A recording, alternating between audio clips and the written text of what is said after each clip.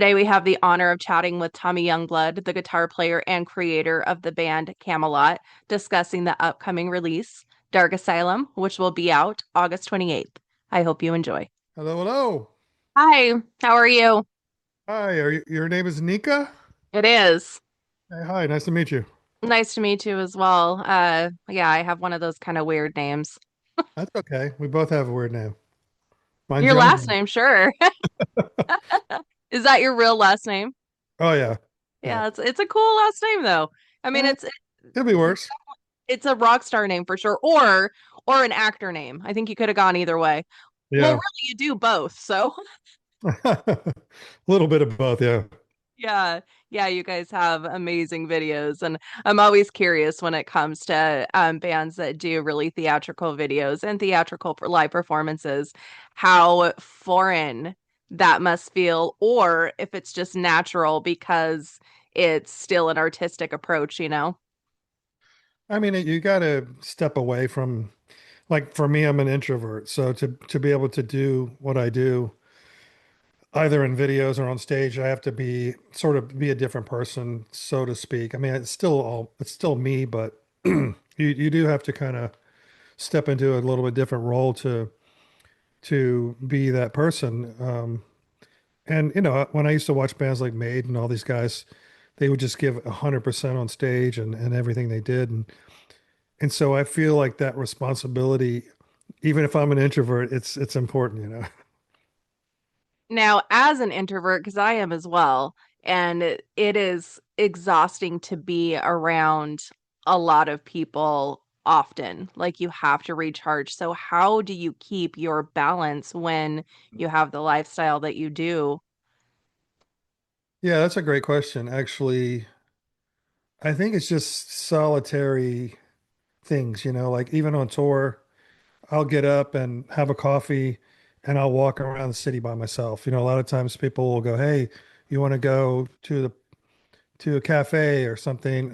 And sometimes I'll do it, but a lot of times I like to just be by myself on my own with my own thoughts and my own agenda.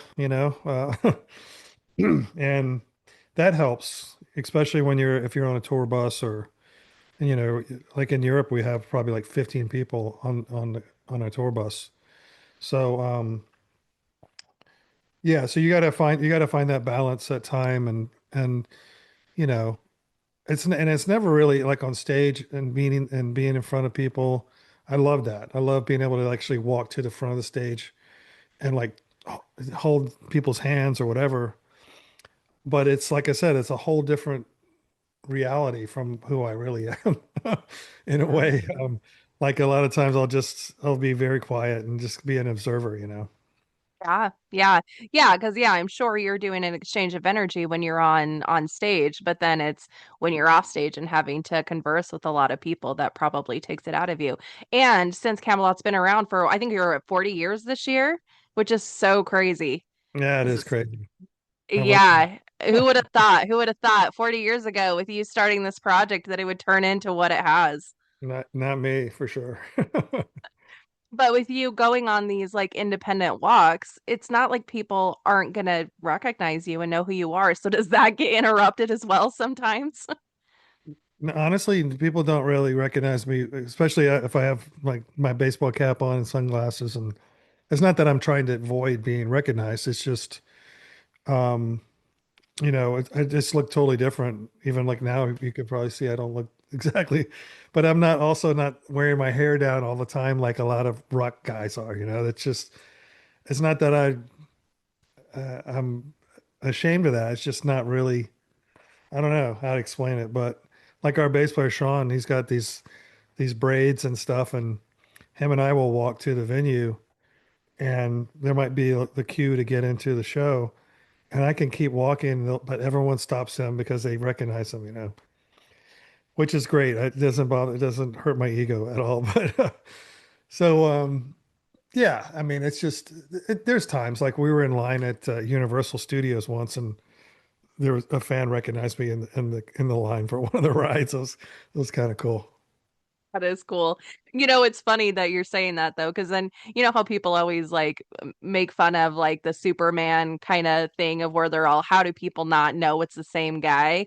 But Yeah. then you hear stories like that and you're like, well, maybe that's how. Yeah, and a lot of times people they expect to see a certain recognizable figure, right? And because they might see me or someone else on stage, and that's their template, right?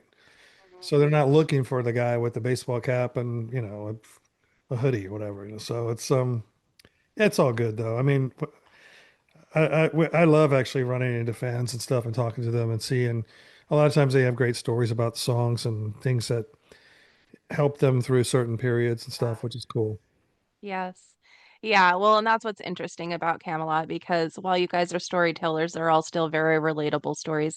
And Dark Asylum is another continuation of that. I am a mental health therapist outside of this, and so anything asylum related, even though it falls obviously under a spooky category because of just how it's played in the media, it also is a very real place. Mm. And there's a lot of obvious like mental health stuff that's gone in not just with the obvious but even with the not as obvious. So I was really excited to see first of all the title of it and then digging into it, as always, like it's just absolutely incredible. Sanctuary with Clementine it's a brutal song. Thanks. That's going to be our second main video. We're going to do a lyric video, but the second full production video will be Sanctuary with Clementine and Ignacia also as well. And it's gonna be. I hope it's gonna be a banger.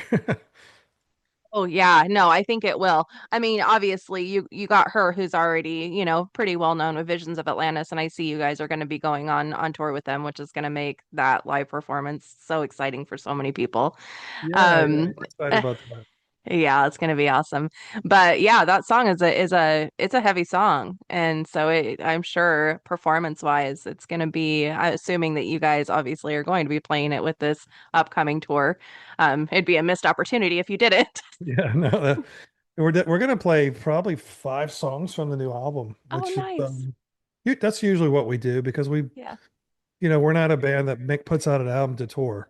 We put out an Yeah. album because we want to create art and create experiences, and we believe in every new album. Then we believe in the music, we believe in the vision of it. So like, and I've said this before, we're not a band that is like always living on the past, like 30 year this, 25 that. We focus on the present, and by doing that, it keeps us interested as artists. I think it keeps the fans interested where they're not living in the past, and it grows the fan base. It makes the band relevant. Yeah. And it's just, we don't want to make an album and only play one song from it. We want to make an album and play as much as we can from it. Yeah, that makes sense for sure. And I'm sure that that's one of the reasons why you guys continue to be so relevant and your fan base is so hardcore dedicated. I mean, they're just chomping at the bit every time you guys are putting out something else. It's not, they don't live in the past or the nostalgia either. They're excited for the next adventure. Yeah, I think for the most part, they expect, this sort of philosophy of, also like when it comes to the album itself, there's probably songs that they say, okay, I expect this album to have songs that sound like a certain Camelot direction, right? But they also, whether they admit it or not, expect something different, something that's going to challenge them. And we do that with each record. With this record, we did it. We brought back some folk elements from even Yeah. the Unity record. We brought back gothic elements from Silverthorne and Ghost Opera, but we also expanded on the melodic nature and the progressive elements that has been part of the whole Camelot DNA. Yeah, very well-rounded album for sure. Now, it's because you've been doing this for such a long time and consistently. Have you had any like full circle moments of when you were younger, being like, "Oh, I would love to tour with this band," or "I'd love to have whatever kind of experience," or "I've had this."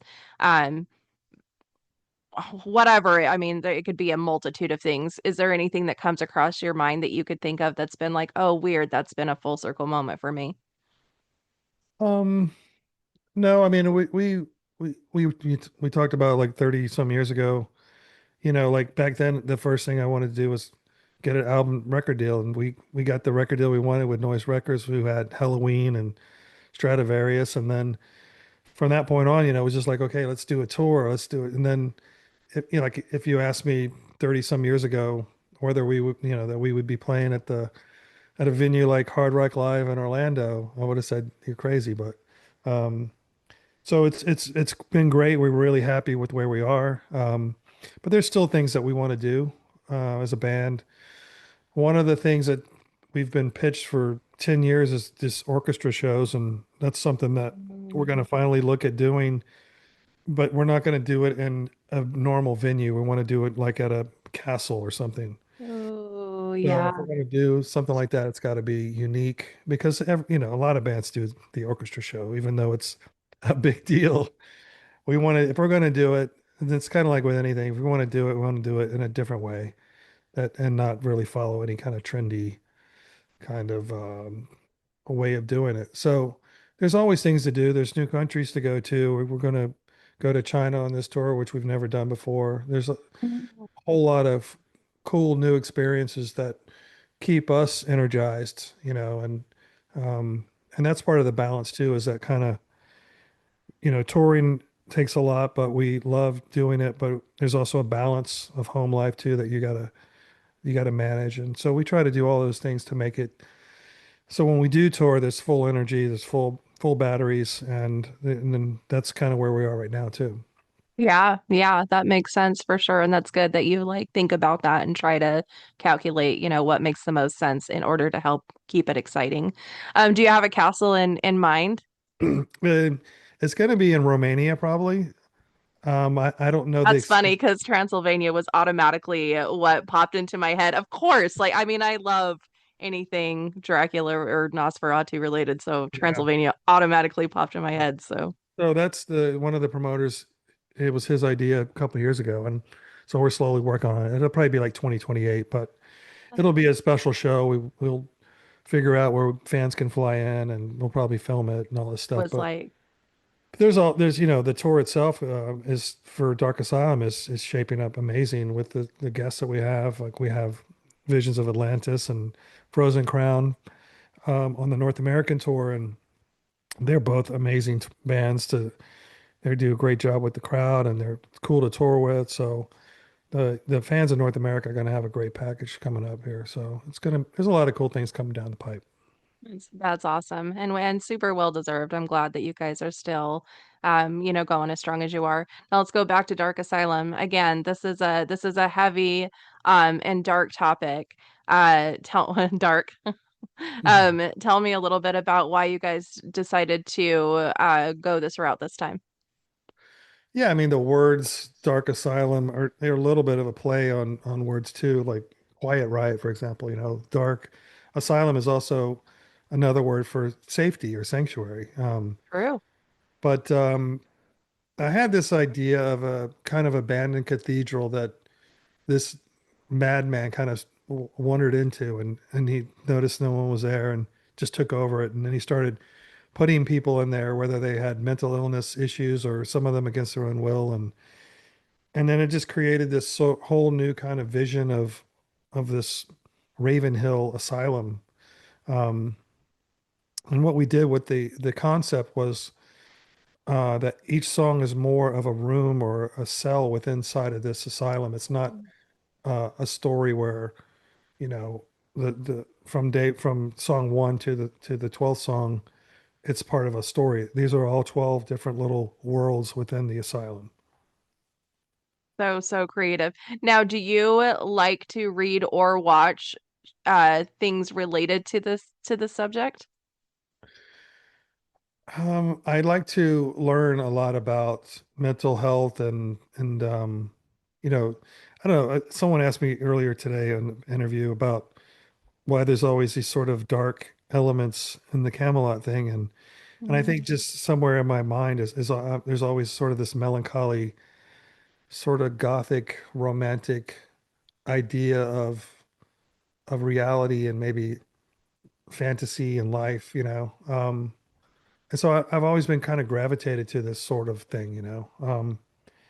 And part of another kind of genesis or kind of reference to the concept was like movies like Eyes Wide Shut, for example, where there's sort of this secret society of things going on, you know. So I've always been fascinated by these mysteries and secrets and but we always wrap these dark concepts and dark themes around a, a way for the fans to listen to it, to understand that it also relates to your own life, but there's also an exit ramp. There's a way out, you know. Yeah. Yeah, which is the duality of life, the balance of life. Now we talked a little bit about the introversion part of it, but what about the mental health part of it? As far as especially when you're on tour a lot, you said you go out and go for walks and stuff. What are some other things that you do just to help, like with your own mental health? Yeah, that's good.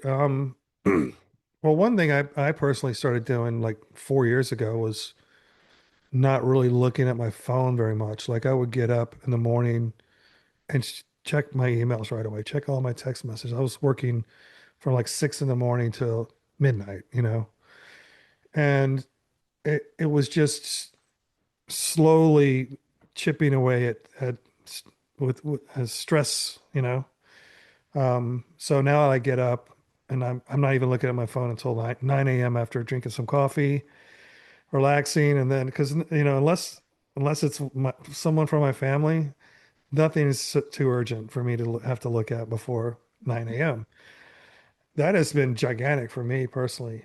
Also, just like when we're out, you know, like my family, we're not on our phones. We'll see other families at a table, five at a steakhouse or something, all on their phones. I'm like, well, what is going on? All right. What's the It's point? it's terrible. Yeah, what is the point of Yeah. even leaving your house? But people are stuck in this crazy reality now of just living through their phones um and I think it's a part of the contributing factor to the higher rates of mental health, you know, Yep. mental issues. Mm-hmm. So you know, I do things on my own and try to balance the stress of, you know, just being an everyday person, but also being a musician or artist and business person, whatever. And you have to be able to step away and say some things are just not as important as you think, you know. Yep, absolutely. Absolutely. And I think that's a wonderful thing to be able to do because there is the sense of urgency that we have created anymore of as soon as someone messages, as soon as the phone goes off for whatever reason, then you kind of get stuck in a loop and you feel like this like obligation to automatically respond or, you know, whatever. And it's really unfortunate that we've created that because it's a lot of pressure and it's exhausting and I don't know how any of us are even remotely functioning anymore.